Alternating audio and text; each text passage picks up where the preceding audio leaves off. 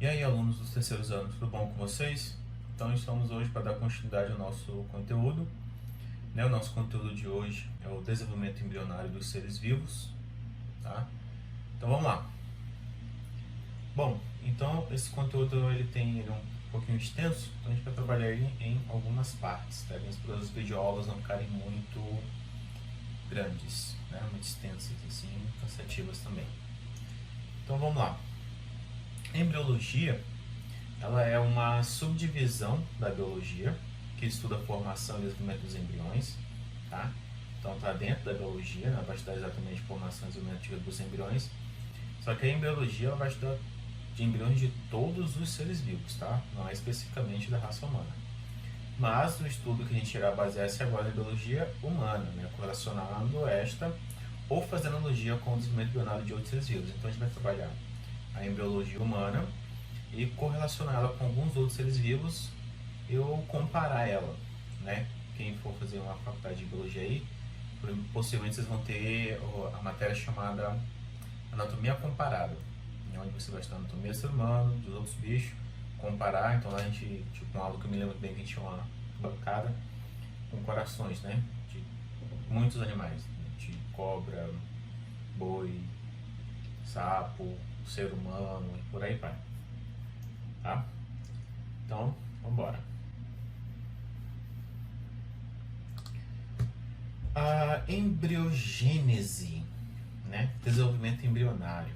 Então, essa imagem que vocês estão vendo aí do lado, né? É uma imagem de ultrassom mostrando, né, o bebê dentro da barriga da mãe. Então, em toda a nossa vida, a gente jamais haverá outra ocasião para tamanhas mudanças. Então, quando nós estamos sendo gestados, ocorre uma enorme mudança no nosso organismo, nosso corpo, né? A gente sai de duas células diferentes, bem pequenininhas, microscópicas, e se torna um ser vivo, né? Grande, com massa e tudo mais, tá?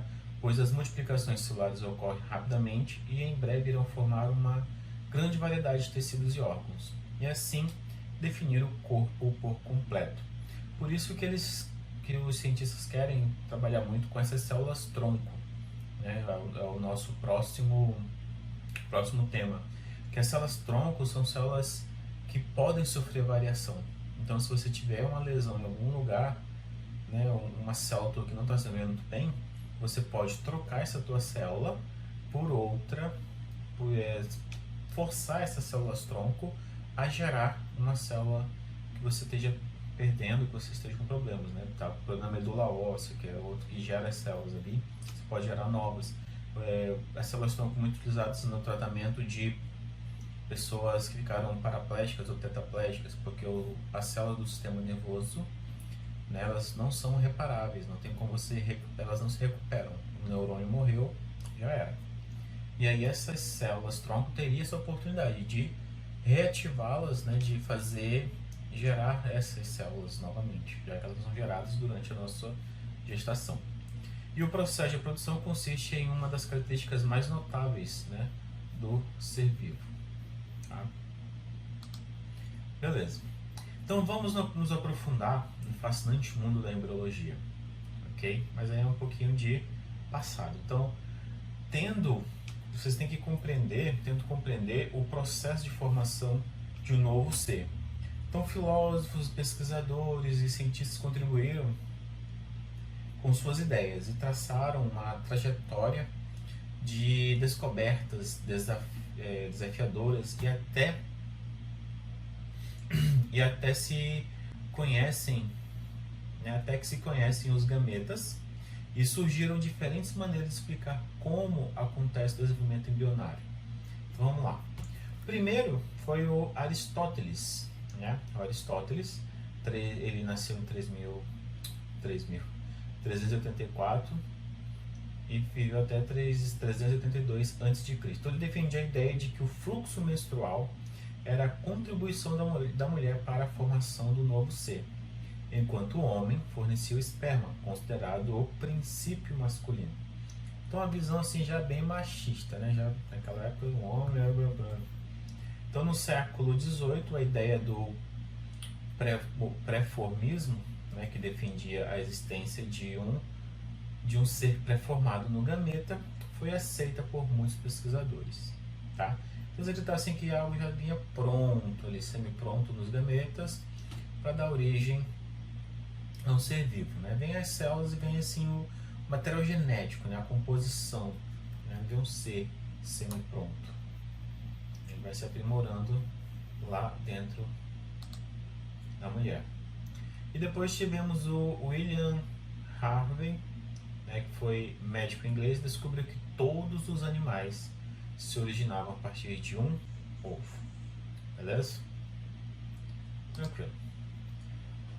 Lembrando, né, se tiverem alguma dúvida, pode entrar em contato comigo, né, pelo WhatsApp, tá? Então, a descoberta dos gametas. Como uma única célula é capaz de se constituir em um ser vivo tão complexo?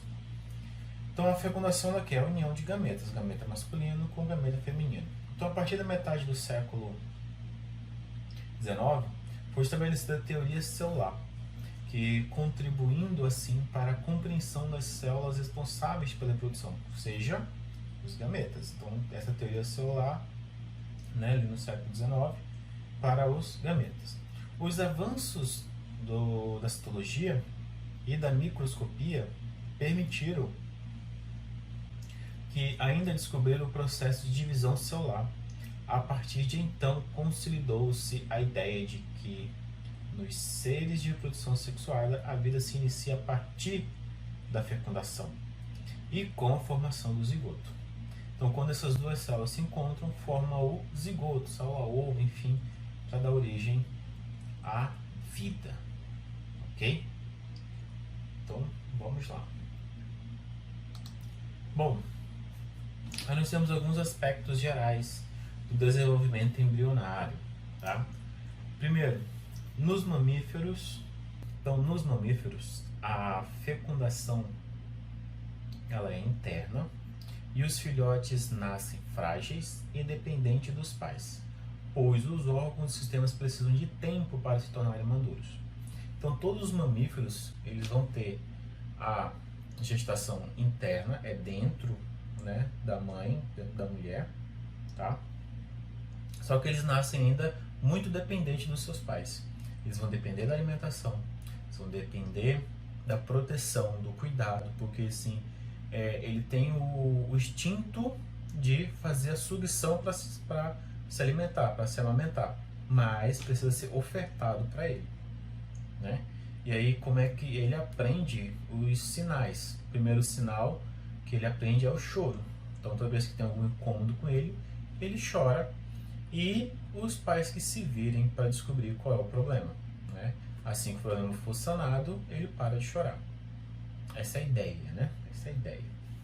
Então, e os órgãos também, eles precisam ser preparados.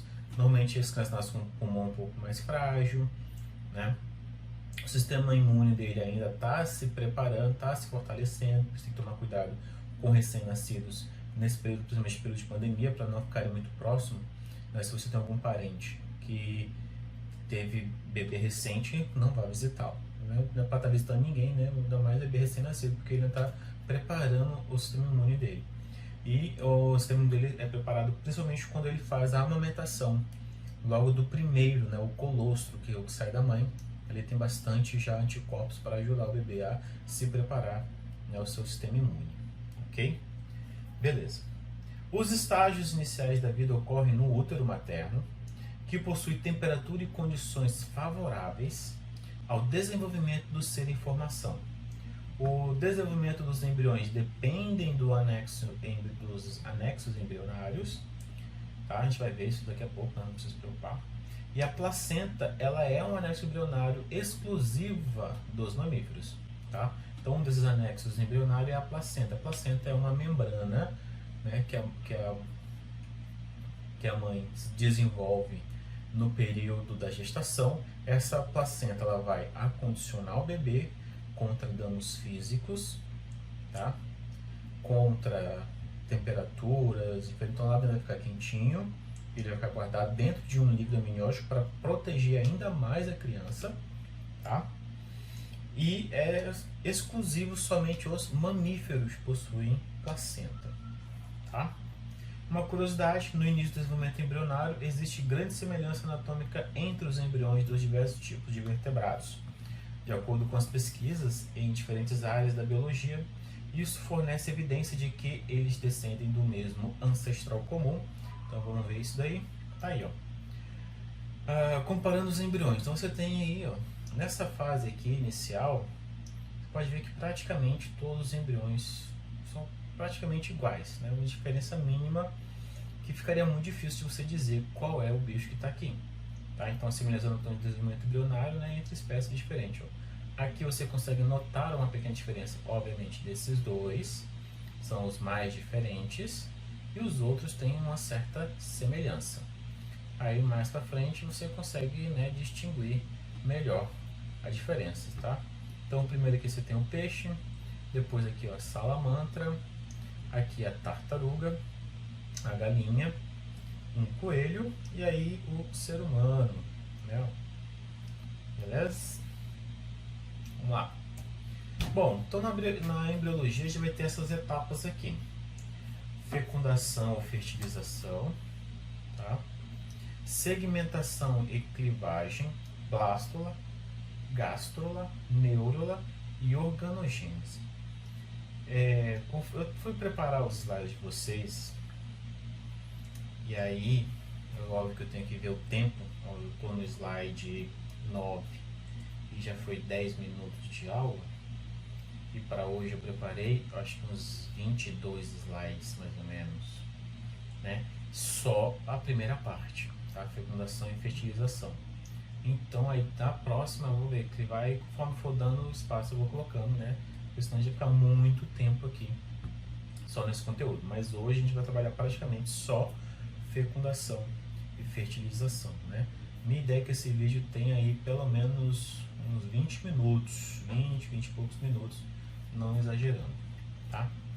Então vamos dar sequência. Aqui é uma tabelinha mostrando, né, o período fetal e o que o feto, o embrião ou feto já apresenta. Bom, na primeira semana de zigoto, é só isso aqui mesmo, né? Duas bolinhas se dividindo. Na segunda semana, mais divisões celulares. Na terceira semana é que ele é considerado um embrião, tá? Sei que se alguns de vocês estão assistindo jornais, essas coisas aí, a gente está num momento delicado em que uma criança sofreu o abuso do seu padrasto e aí fizeram o aborto da criança, né? Só que agora eu não me recordo quantas semanas de gestação, acho que foi 6 meses, né? Deveria estar aí já 9, não, 16, 20 para 36 aí, 16, nesse período aqui, né? Um período fetal aí, tá? Bom, complicado, mas é para vocês terem noção de como é que estava a formação do bebê. Beleza, na terceira semana, essa coisinha ela não tem nenhum sistema ainda. Na terceira semana, né, começa a produção do sistema nervoso central, tá? E ele só finaliza, né, na 38ª semana. Então, o sistema nervoso central ele começa na terceira e se estende até a 38ª. Então, olha o tempo que demora para formar o sistema nervoso, cara. É muito complexo, é muito detalhado. Então, qualquer dano nesse período aqui, ó, da terceira até a 38ª, tem que ter muito cuidado. Qualquer dano, a pessoa pode nascer com problemas do sistema nervoso central ou até mesmo levar à morte. Depois ali, né, com 3 semanas e meia, inicia o coração. Então a partir daqui já começa a ter as batidinhas de coração. Espero que vocês não, porque vocês são muito adolescentes ainda, mas para quem já teve oportunidade de ter filho, espero que vocês ainda não, vamos estudar e trabalhar primeiro, né? Mas se você foi de uma irmã, de uma tia, enfim, ou de vocês, enfim, aí a partir normalmente ali com 1 mês, mais ou menos, é que você consegue escutar o coração, que ele parece que é aquele coração super rápido, né? cento e tantas batidas, 120 a 170 batidas por minuto. Por minuto, acho que é. Tá, na criança, então é um coraçãozinho assim que é emocionante, né? Já vai 2 vezes, é emocionante.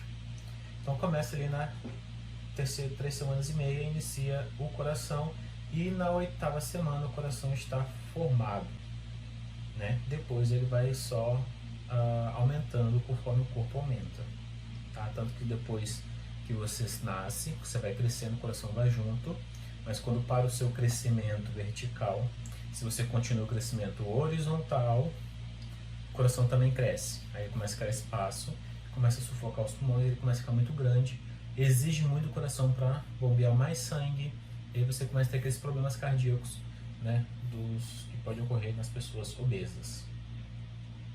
Os membros superiores, né, os braços, começa na 4ª semana e se estende até a 8ª semana. Depois nós temos os olhos, que se inicia ali na 4 semanas e meia, e o olho também vai até o último dia de gestação, né? A última semana de gestação, na 38ª. Os membros inferiores iniciam-se, né, ali na 4ª semana também e vai até a 8ª semana. Então, a partir da 8ª semana, mais ou menos 2 meses, a criança já tem coração, já tem os braços e as pernas e os pezinhos tudo formadinho já, né, só para melhorar o desenvolvimento daí. Os olhos também já estão, tá? Aí, os dentes, eles se iniciam ali no fim da 6ª semana e se estende até a 38ª semana. Mas algumas crianças já nascem, tem casos raros de crianças que já nascem com 1 ou 2 dentes na boca, tá? Assim que nasce. Mas é raro acontecer.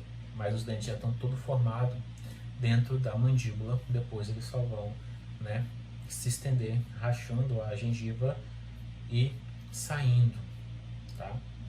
O palato, que se inicia no fim da 6ª semana e vai até a 9ª semana. Palato é aquela parte dura que a gente tem no céu da boca, tá? Normalmente a gente vê algumas doenças genéticas lá, que as crianças nascem com aquela fenda labial, que é o palato se funde e não fica bem dividido. Então o palato vai fazer essa divisão da boca com as narinas, né? Depois a genitália externa começa ali na 7ª semana e finaliza lá na 38ª semana. Os ouvidos iniciam-se na 4ª semana e se estende até o início da 20ª semana, tá?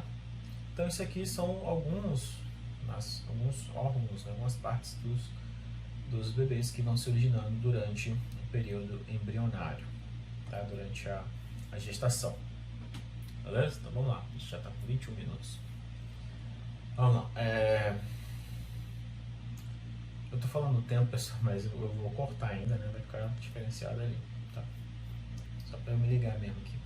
Beleza, fase do desenvolvimento embrionário. Então nós temos aqui a fase 1 é o zigoto ou célula-ovo. A 2 é a mórula, né? Esse aglomerado de células em multiplicação, é a mórula. A blástula, né? O 3 já é mais divisões celulares, algo mais complexo. A blástula em corte, que é para vocês verem por dentro da blástula como é que ela está. Depois, no 5, nós temos o início da gástrula, né? A gente vai ver essas fases, tá? Depois, o 6, invaginação dos macrômeros localizados na porção inferior da gástrula. Então, eu vou subir aqui e fazer a invaginação. 7, final da gástrula. E do 8 ao 12, então vocês vão ver várias diferenciações de células, voltará. Do 8 ao 12, etapas de neurulação. Ok? Então vamos lá. Aí aqui, processo de fecundação. Né? Isso aqui obviamente é uma imagem de fecundação in vitro, tá? Onde eles pegam o espermatozoide dentro desse caninho e injetam diretamente dentro do óvulo, tá? Aqui é tipo de inseminação. Beleza, fecundação envolve hormônios que influenciam na fecundação, e na gestação nós temos a progesterona e o estrógeno, tá? São os dois hormônios, né, que trabalham a fecundação e a gestação da mulher. Quando ela está no período fértil, um está lá em cima e o outro lá embaixo. Quando ela entra no período gestacional, aí um sobe e o outro decai, tá? Estruturas relacionadas, nós temos o corpo lúteo, o hipotálamo, a hipófise, hipotálamo e hipófise, tá? É da onde saem os nossos sentimentos, beleza? Elas são responsáveis por liberar os hormônios que respondem aos nossos sentimentos, ok? Coração só bombeia sangue, coração só bombeia sangue. Os sentimentos estão no hipotálamo e na hipófise, ok? Tudo que tu sente, que tu gosta, hipotálamo e hipófise comanda tudo no teu corpo. E útero, tá? Tipos de óvulos ou zigotos. Nós temos os óvulos oligolécitos. Só tentei arrumar algumas imagens aqui, mas as imagens não explicavam, não iam ajudar em nada, tá? Então, trouxe só mesmo os textos deles. Então, temos aí os óvulos oligolécitos, que são aqueles que possuem em seu interior pouco vitelo. Podem ser encontrados nos mamíferos em geral. Óvulos heterolécitos são aqueles cuja quantidade de vitelo é encontrada em porcentagem um pouco maior que nos oligocelos. Exemplo, os anfíbios. Tá? Mamíferos é os oligolécitos. Tá? Então, vitelo, que é o que está falando ali nos dois anteriores, ele é um constituinte energético, tá? Que tem como função primordial nutrir certos seres vivos, que dependem dessa reserva energética, tanto no início do seu desenvolvimento, que é o caso dos mamíferos, né, desenvolvimento embrionário, quanto para todo o seu desenvolvimento fetal, que é o caso dos seres ovíparos, são aqueles que vão colocar ovos. Então, nos mamíferos, a gente não precisa de um vitelo tão gigantesco. Ó. Então, são aqueles que possuem em seu interior pouco vitelo. Por quê? A gestação dos mamíferos ela é feita dentro da placenta, que é um tipo de ovo. É um tipo de ovo. Tá? E não precisa de tanto vitelo para isso, porque vai ser nutrido pela placenta, né? Pelo cordão umbilical, vai nutrir o feto, lá, o bebê, enfim. Já esse aqui, ó, dos anfíbios, são aqueles que se colocam para fora do corpo da mãe. Aí eles vão precisar de mais vitelo para poder alimentar esse feto durante o período gestacional dele lá dentro. Tá? Então o vitelo é a parte nutricional, que vai dar alimento aos embriões. Ok? Então ele é composto especialmente por proteína, licitina e colesterol, ok? Que é para dar alimento ao embrião. Tipos de óvulos, outros tipos, nós temos os telolécitos, que são aqueles cuja porcentagem de vitelo em seu interior é bastante elevada, que são encontrados em aves e em répteis, né? Que a gente consome, né? Esses bichinhos aí. Óvulos centrolécitos são aqueles que possuem uma certa quantidade de vitelo localizada no centro da célula. Ok? Então, você pode considerar esse vitelo como se ele fosse a gema do ovo de galinha que a gente consome, né? Então, aquela parte amarela é considerada vitelo. Ela vai dar nutriente para o embrião e ainda a partir dali vai se desenvolver um novo indivíduo daquela espécie. Ok? Na fecundação, nós temos aqui, voltando agora para a parte, né, do ser humano, então nós temos o ovócito secundário. Então nós já vimos em sala espermatogênese e ovogênese, né, que é a parte da formação do espermatozoide e a parte da formação de óvulos. Vocês têm lá o corpo lúteo, o corpo polar, você tem o ovócito secundário, enfim, toda aquela parte lá. Se você não se lembra, volta lá, pega alguns slides antigos e retoma esse conteúdo aí, tá? Então nós temos a coroa radiada, que são células foliculares. Então lá o óvulo ele é folicular, né? Ele tem essas expressões aqui para fora, né? Essas células para fora.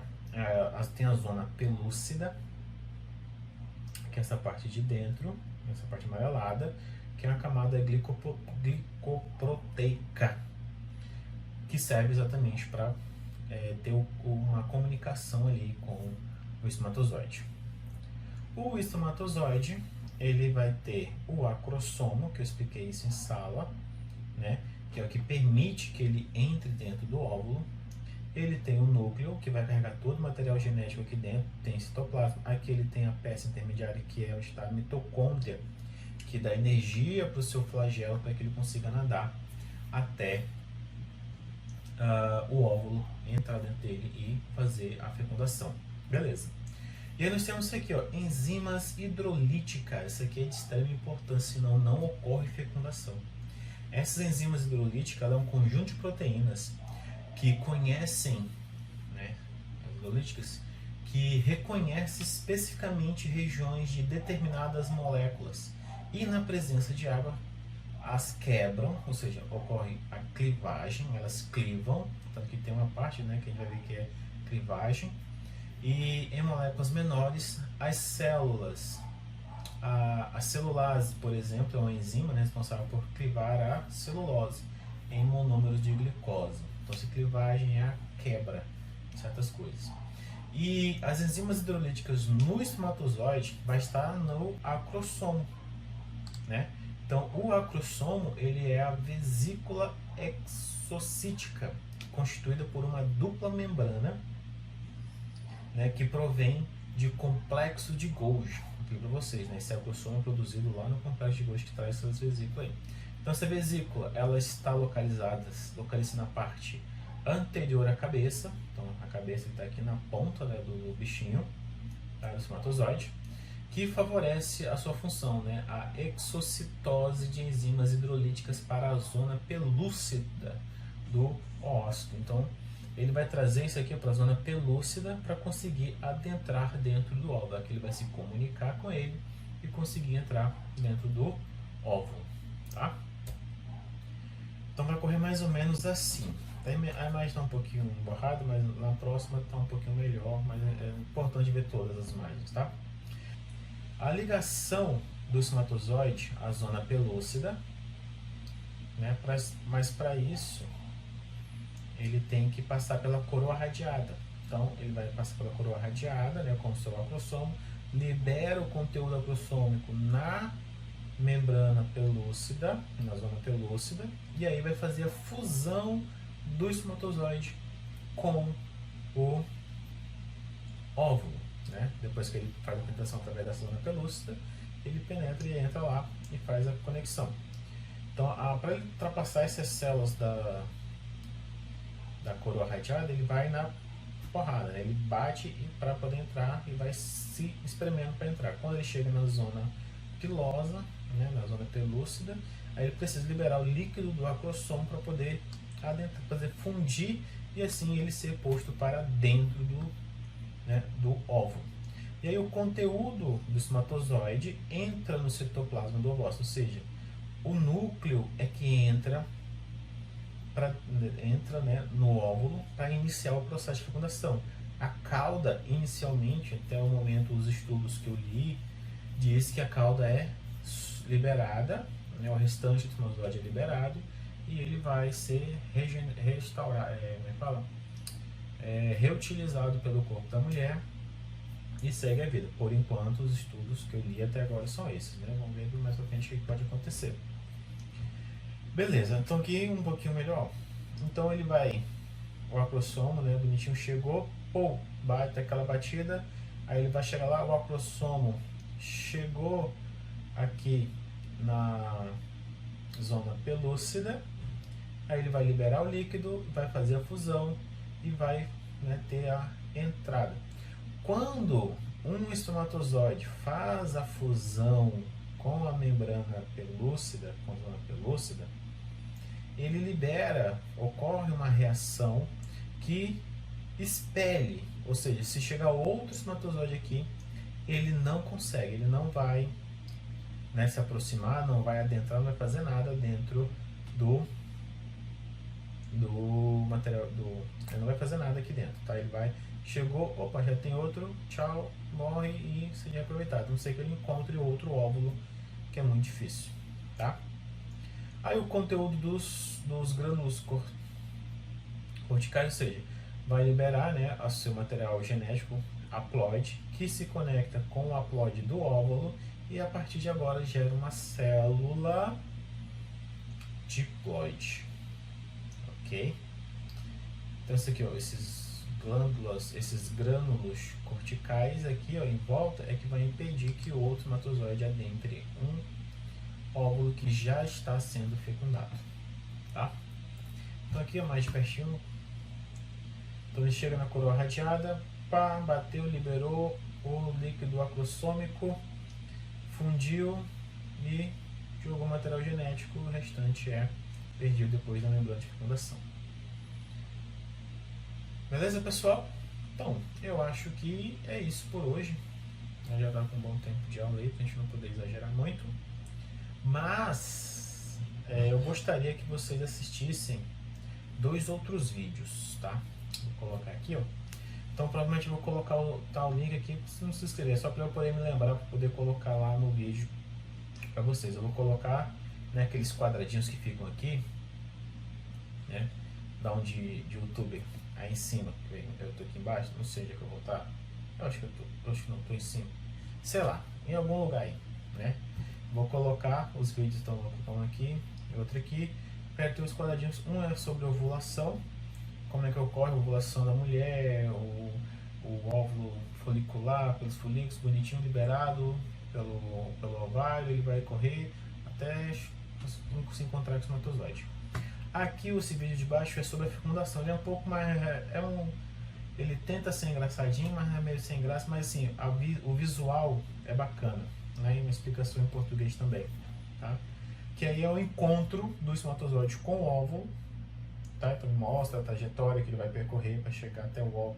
Ele tenta entrar e vai fazer todo o processo, adentrar e começar a fecundação. Então eu recomendo esses 2, são vídeos curtinhos, acho que tem 3, 4 minutos.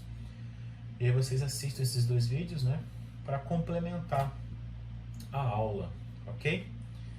E eu acho que é só isso mesmo, pessoal. Então, fiquem bem, fiquem seguros e até a próxima.